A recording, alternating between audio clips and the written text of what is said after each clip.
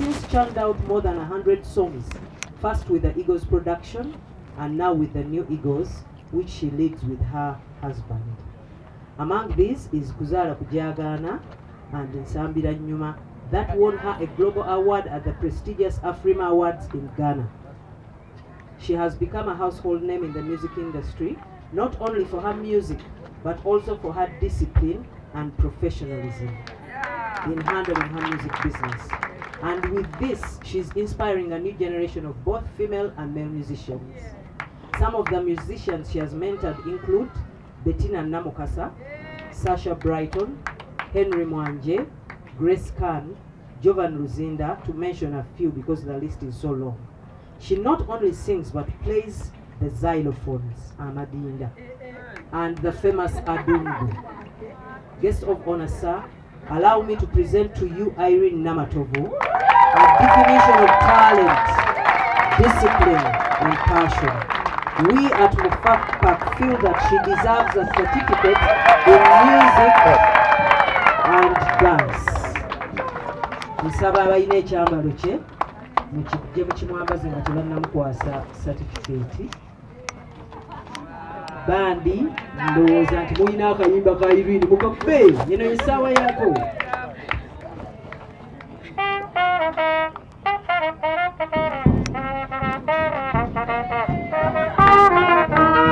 Instrumente ya mayambalo.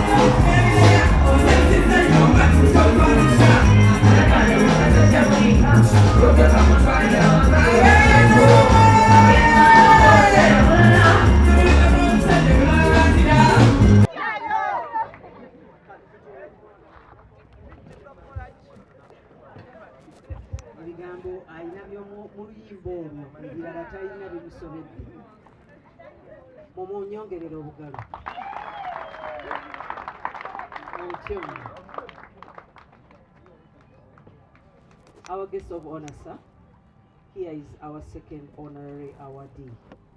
She began her performing arts journey in Nesiimye Okunsiima in 1984, where she excelled as a theatre actress. She later started her own group, The Planets, where she self-taught dance.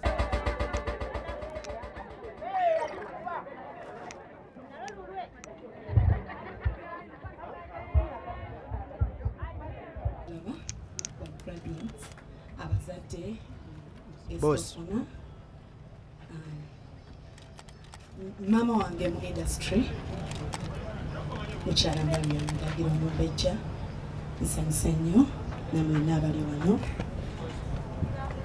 Omanyiza sina bigambo bingi, bensanyuka ennyo oluusi bimbula nenga neebaza omukyala Mariam Ndagire okusookera nga Uncle Abe bw'abagambye najja ku Bati Valley nga kituufu emyaka mito era ne baŋŋamba nsooke nzireyo neetegereze, nsooke nzireyo ndeete taata wange kuba twalina interview mu bantu abangi.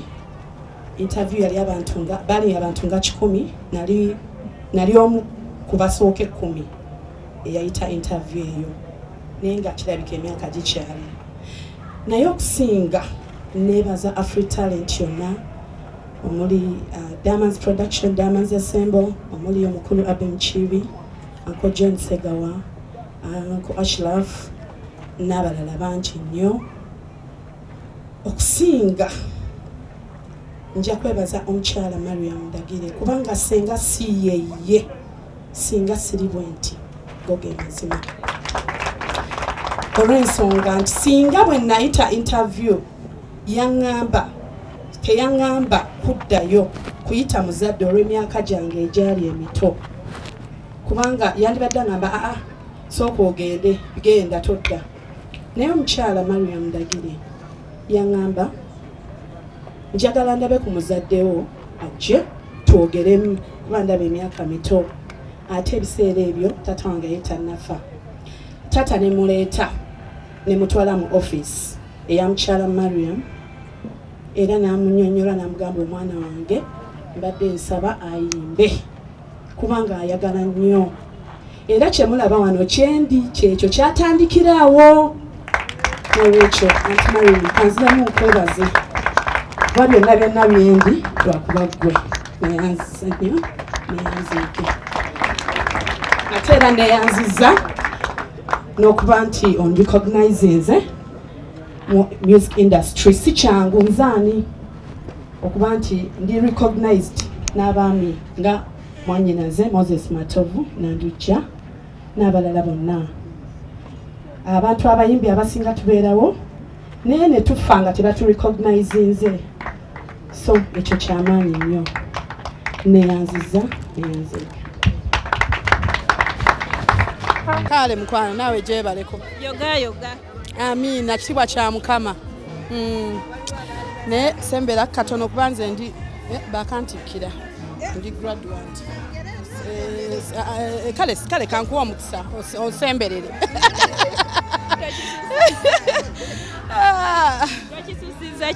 It's okay. Nenga okusinga kitiibwa kya Mukama.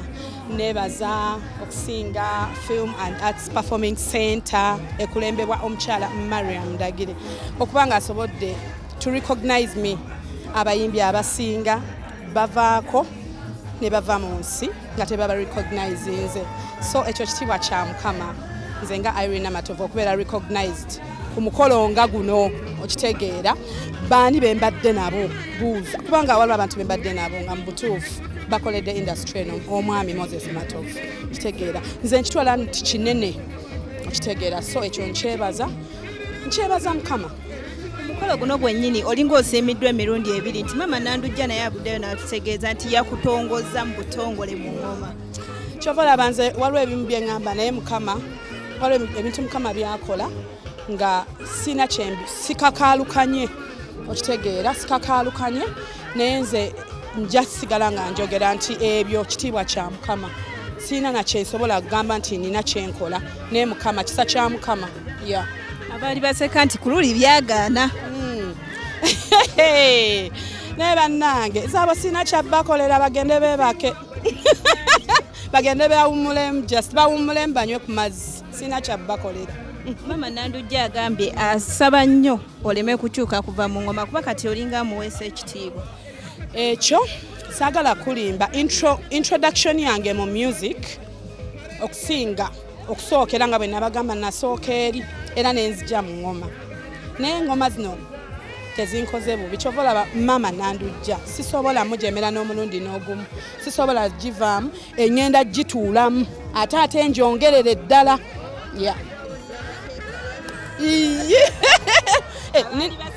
pozi naba haters bambi nsanyusa okubawuliza mubeere bulungi nze nga Irene Namatovu ndi mu kiti kirala nnyo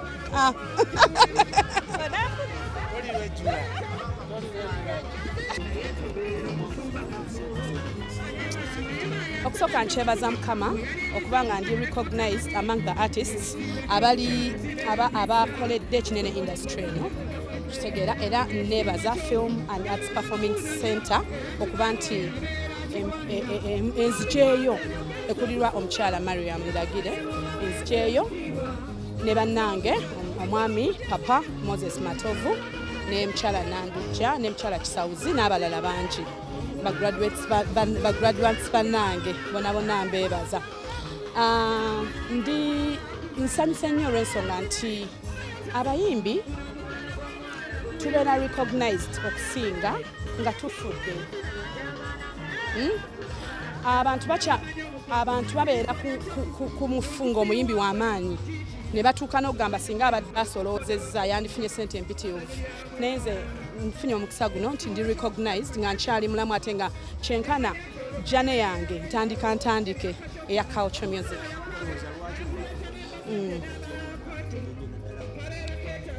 Ekyo kisa kya Mukama saagala kulimba nti tulina nze nga nze oba bannange waliwo kyetukoze oba waliwo ki I think kisa kya Mukama nze ndowooza n'ebintu bingi nnyo ebicontributinga okuba omuyimbi omutuufu kitegeera kubanga gundi factors nyingi nnyo ezikuleetera okuba nti gwe omuyimbi oqualifyinga okubeera recognized.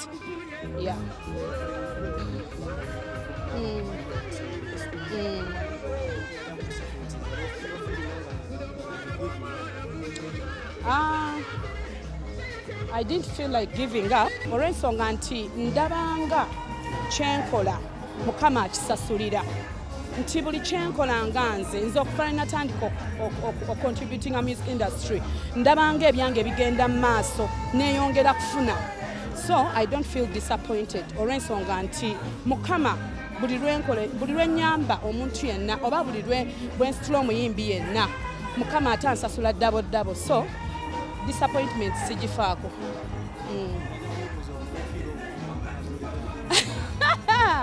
Kyokka bannange kakati mbagambe ki bw'okalaba kakumeka sha ate nga bukyajja ebirala bikyajja ebisingako mwe mu maaso ku lutimbe kati nga tetugenda kyolina okumanya nti wenkambalidde nina wentuuse Facebook n'ababoda bagamba byagamba. It's okay. Omanyi tosobola kukkiriza nsi yonna kwagala kitegeera manyi omuntu abeerako ne bahaters abeerako n'abamwagala ate I'll never force anyone to love me kubanga yenzenze abanjagala kyekyo lwaki ondaba mu industry emyaka emeka nkyali nga nze standi nze nga nze kyokka olaba abakyala ab'obuvunaanyizibwa nze nga nze bendabirako they've recognized me okitegeera nti si kyangu okuba nze nzaani Irene okitegeera okutuuka ku kino n'abantu ab'amaanyi nga omwami Moses Matovu omumanyi owa Frigo Band okitegeera Mama Nandugire waffe mukyala Kisawuzi owa Deception. I think of course kino kyentuuseeko si nti buli omu nti agenda kinyumirwa si nti buli omu nti agenda kyagala abamu bajja kinyumirwa abalala babiri nga tebakifaako.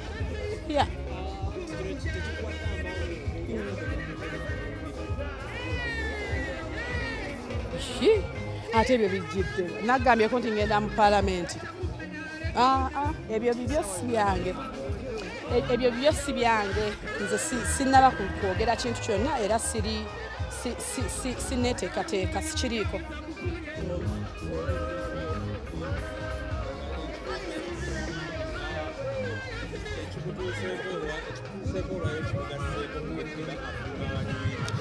Kasooke ntereeza n'okutereeza kingasseeko nnyo Mukama ankolera ebyamagero buli lunaku era mwebaza nnyo muwe ekitiibwa akola ebyamagero.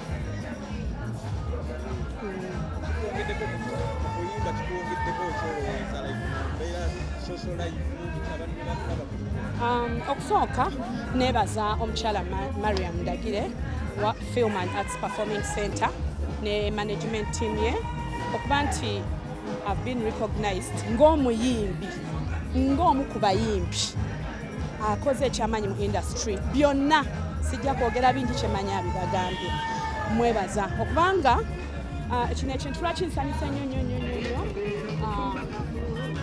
abayimbi abasinga nze ndaba nnyo abayimbi ng'afudde abantu bakola nnyo amawulire bannamawulire mbeera bangi nnyo abantu bebabeera bangi nnyo naye bw'aba mulamu tebamurecognizinga tebabeera recognized nga bakyali balamu so kati ekyo nkitwala nti kitiibwa kya Mukama. Ekyokusooka nze bwe nali ntandika industry eno music industry nasooka omuntu gwe nnakubako amaaso bwenti yali mukyala Mariam Ndagire. So kituufu najjanga ndabika nkyasoma era nasooka nenvaayo okusomero ku weekend nsooke nzije. Mukyala Mariam Ndagire bwe nayita interview teyankotogera naye yangadde ngamba ddayo oli mwana muto ddayo osome naye mukyala Mariam yaŋŋamba Irene njagala ndaba omuzaddewo nga sinnakuwandiika era nempita muzadde wange nga Mukama tannamujjulira mu bulamu bw'ensi eno taata wange omwami Nsamba Peter ne muyita nenzijako ofiisi ya Aunt Mariam ne mugamba bantumye muzadde wange mbadde nsaba ntandike okukola music.